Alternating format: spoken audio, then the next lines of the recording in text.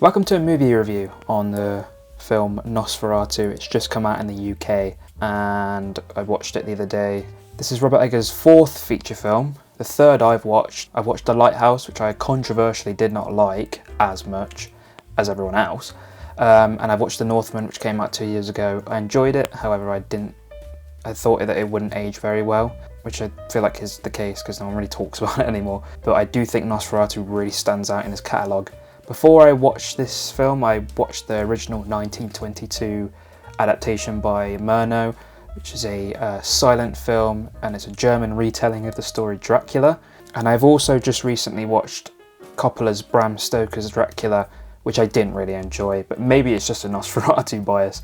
But I think the story of Nosferatu is really scary within its context, scarier than any other Dracula story retelling.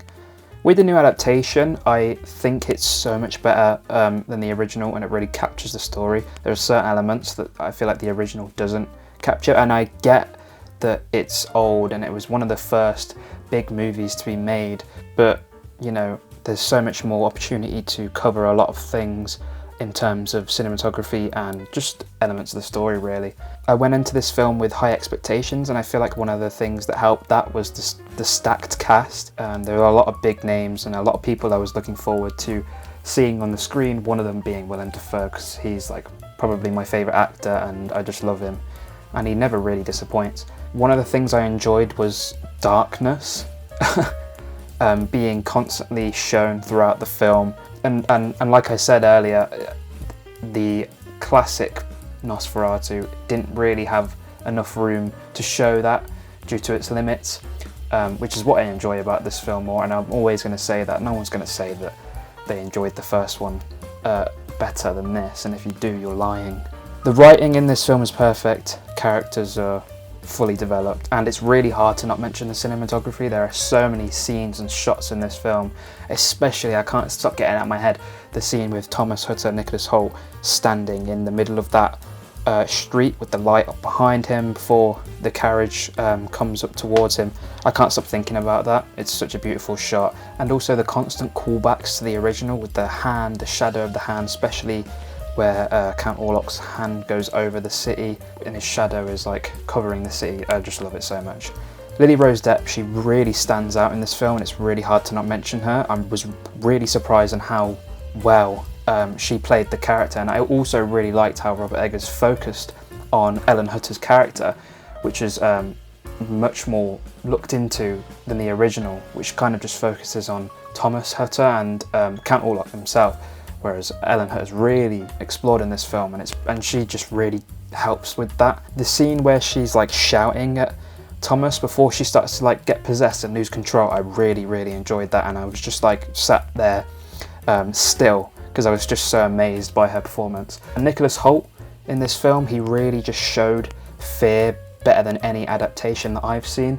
I watched the Coppola Dracula the other day, and I just feel like Keanu Reeves in that movie, I mean, as bad as his acting is already, he just didn't show any fear whatsoever. Ralph Ineson, he's great as the Doctor, but Willem Dafoe, like I said, he just shines out yet again with his character, the Professor, which I also just found out that in the original is Van Helsing, the vampire killer. I don't know, I just was mind blown by that. Simon McBurney, who plays Orlok, the adaptation of Renfield, is incredible as well, and I was really shocked by like such a minor character's performance, and he just emphasised like the craziness of the character as well. Aaron Taylor Johnson is good despite the comments of his acting being bad in this movie.